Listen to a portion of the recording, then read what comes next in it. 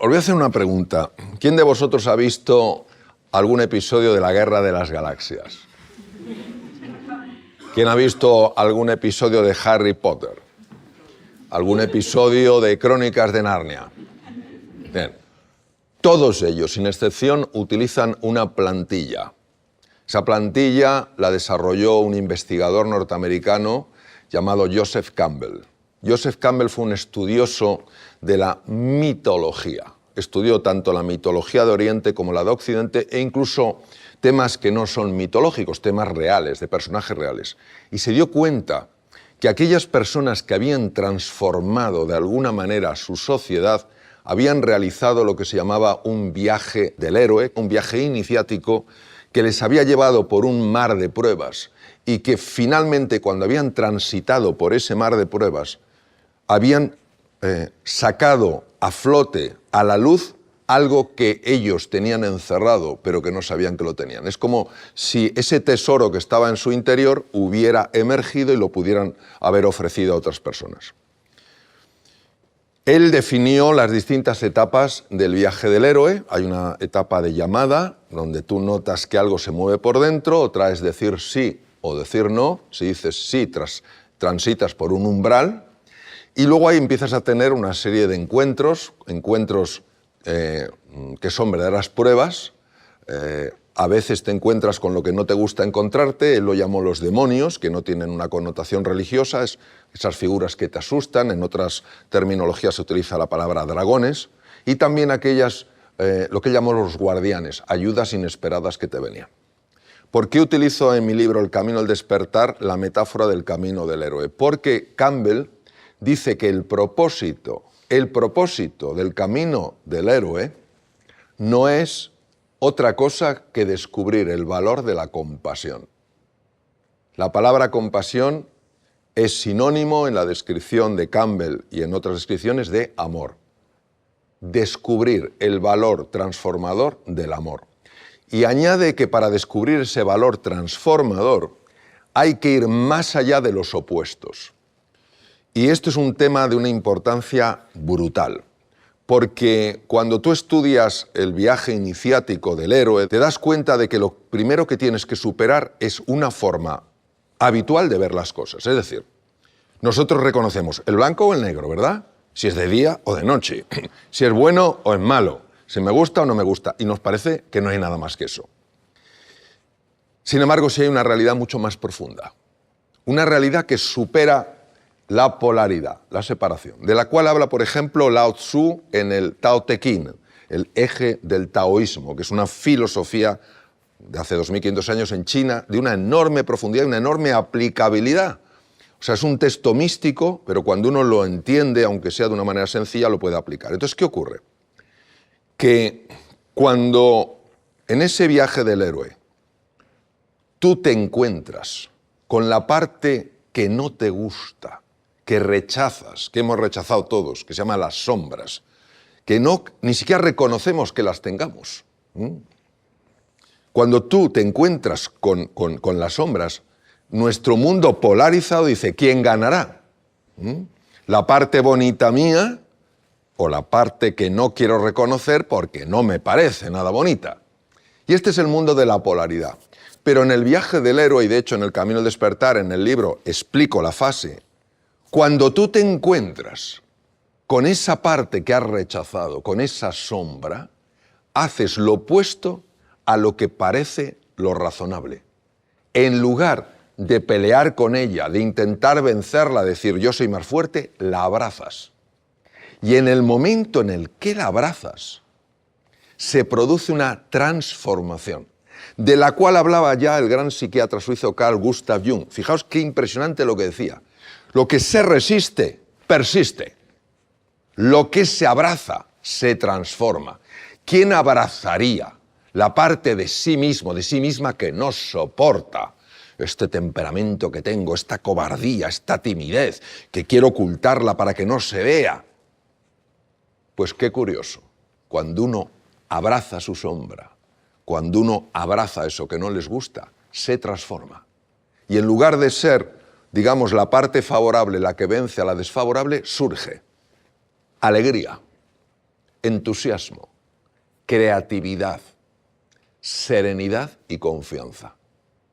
Esto es tan difícil de entender con nuestra forma tan cartesiana de pensar que yo lo que utilizo es una metáfora que aprendí del premio Nobel Gerald Edelman. Tuve la suerte de conocerle, él ganó su premio Nobel por estudios del sistema inmune y nos explicó muy bien este concepto en otro contexto, ¿no? Yo quiero que os imaginéis el oxígeno, ¿vale?, con sus características, y el hidrógeno con sus características. Imaginaos que estuvieran enfrentados y el oxígeno no quisiera saber nada del hidrógeno. No quiero saber nada de ti, no quiero saber nada de ti.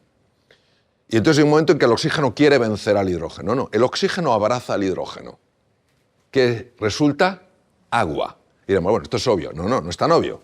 Porque fijaos qué cosa tan alucinante. Ninguna propiedad, ni física ni química del agua pueden ser deducidas de los gases de partida. Surge algo nuevo. Es la alquimia del universo. Emerge algo nuevo. Por eso, cuando tú emprendes el camino del héroe, abrazas a tus sombras, surge una paz interior, una alegría, un entusiasmo. Y dices tú, ¿pero de dónde ha salido esto? Si aquí era como el bien luchando contra el mal. No, es, entre comillas, el bien abrazando teóricamente al mal para transformarlo. Entonces, no he encontrado a lo largo de los años ninguna metáfora más bonita, más anclada en nuestro inconsciente, porque es parte de nuestro inconsciente colectivo, como lo llama Jung, que el camino del héroe. Lo que pasa es que yo el título del libro le he llamado El camino del despertar, porque el camino del héroe, en el fondo, lo que te lleva es a despertar a una nueva realidad. Hola, Mario. Mi nombre es Débora. Llevamos un montón de tiempo ya recibiendo mensajes que deberíamos de dar lo mejor de nosotros mismos. Ser nuestra mejor versión. Bajo tu punto de vista, ¿qué requisitos deberíamos o tenemos que cumplir para conseguir alcanzar nuestro mayor potencial?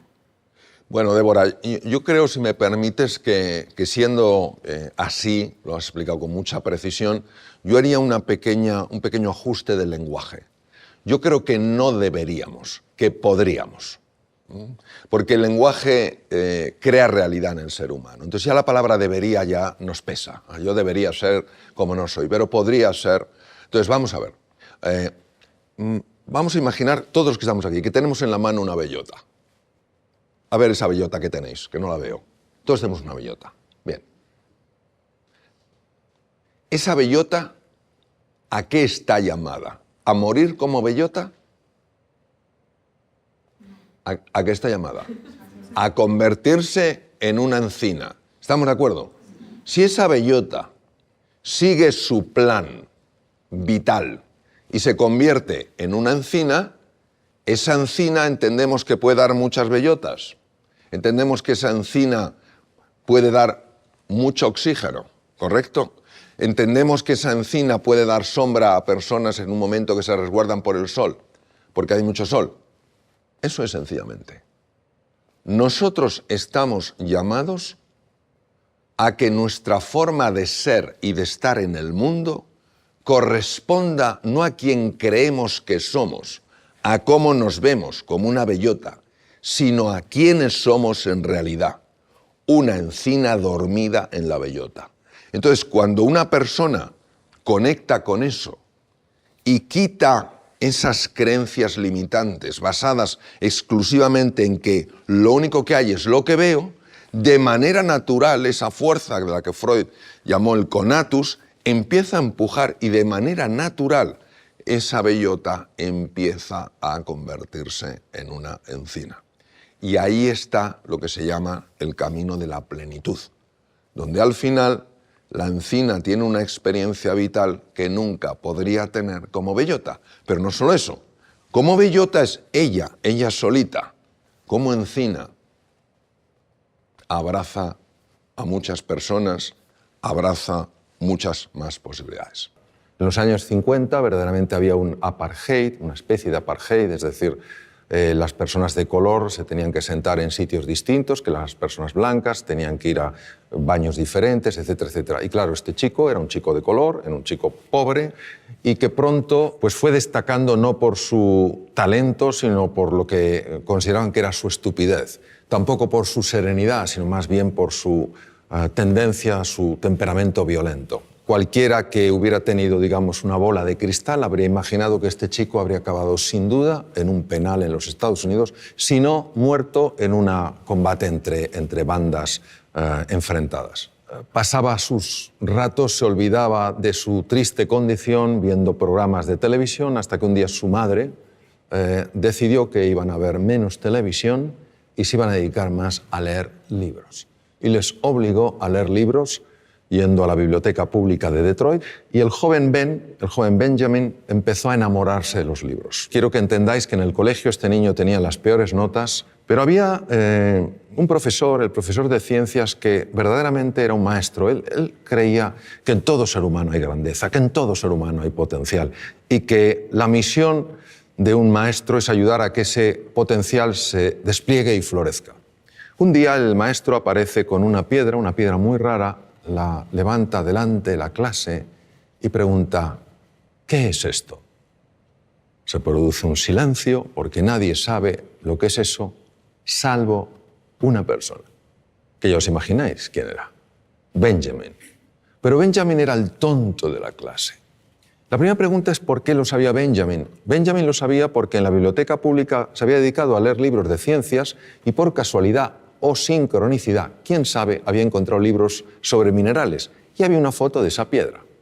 Pero ¿vosotros pensáis que el tonto de la clase se atreve a hablar? No, porque tú mismo ya matas la respuesta antes de que nazca, es imposible. Si no lo sabe el resto, tengo que estar equivocado aunque parezca que estoy en lo correcto. Pero el profesor sostenía en la roca: de verdad que nadie sabe lo que es esta roca. Y tímidamente el joven Benjamin alzó la mano. Es muy fácil decir: venga, Benjamin, ¿cómo lo vas a saber tú? Si tú no sabes nada. Pero aquel profesor mantuvo un espíritu curioso, interesado. Él sabía que en todo ser humano hay grandeza. La buscaba. Benjamin, ¿tú lo sabes? Sí. ¿Qué es? Obsidiana. Correcto. Pues ¿sabes algo más de la obsidiana? Y vaya que sí sabía el joven Benjamin. Empezó a hablar sobre la obsidiana, las temperaturas elevadísimas, luego el frío, cómo cristaliza la roca, etcétera, etcétera. Supuso un antes y un después en la vida de este chico, porque este chico recuperó la confianza en sí mismo. Creyó que era posible aprender. Creyó en sí mismo. Este chico pasó de ser el último de la clase a ser el mejor estudiante de su colegio. Hizo realidad su más profundo sueño, que era absolutamente imposible: ser médico. Se convirtió en el mejor neurocirujano infantil de la historia, profesor Ben Carson. Ben Carson en 1987 hizo una operación de separar a dos gemelos siameses unidos a nivel craneoencefálico. Todas las cirugías que se habían hecho hasta aquel momento para separar lo que se llama un cráneo pago, esta malformación craneoencefálica, todas los niños habían muerto en la mesa de quirófano. En esta operación, en 1987, intervinieron 70 profesionales de la medicina y duró 22 horas. Los dos niños salieron adelante, vivieron y estuvieron bien y sanos. Él aplicó técnicas especiales de cirugía cardíaca a la neurocirugía. A nadie se le habían ocurrido. En todo ser humano hay potencial, en todo ser humano hay grandeza y tenemos, entiendo, que tener esta disposición a crear espacios de oportunidad para que esas personas puedan mostrar lo que en realidad siempre han tenido y siempre tendrán, pero que no todo el mundo mostrará si no ve ese espacio de oportunidad. Nosotros nos lanzamos al día sin prepararnos el día, sin tener muy bien enfocado qué va a ser lo prioritario de ese día, en qué quiero crecer. Quiero crecer en valentía, quiero crecer en humildad, quiero crecer en compasión, quiero crecer en conocimientos, quiero crecer en creatividad, en espíritu emprendedor, en capacidad de colaboración. Y entonces cuando tú quieres, y luego ya veremos esto cómo funciona a nivel neurológico, empiezan a suceder cosas. No vemos el mundo que es, vemos el mundo que somos. Cuando yo cambio, todo cambia. Entonces, visión inspiradora. ¿Qué os quiero decir, queridos? Que o tienes un anhelo importante de transformar algo en tu vida o las fuerzas que necesitas para romper esos bloques, esas limitaciones, esas estrecheces que nos parece que son normales, pero son creaciones de una parte de la mente que no nos ayuda, no las vamos a superar. Entonces, muy importante no tener miedo de sentir en grande. Pero es tan importante buscar algo que te ilusione, que te emocione. Por eso yo os propongo que juguéis con dos preguntas. ¿Qué es lo que realmente quiero y por qué lo quiero, como lo quiero? Cada uno ha de determinar qué es lo que realmente quiere y no arrugarse porque le parezca imposible. Pero tienes que quererlo, porque solo así vas a romper el bloque en muchos casos. Si te gustó nuestro video, te invitamos a dejarnos un like y compartir el enlace con tus amigos y contactos. Déjanos tus opiniones en la caja de comentarios, nos emociona responderles. Te invitamos a que te suscribas a nuestro canal y no olvides activar la campana de notificaciones para que no te pierdas todos nuestros videos y que seas el primero en verlos. Muchas gracias por ver el video y tu tiempo. Nos vemos en el próximo video, amigos.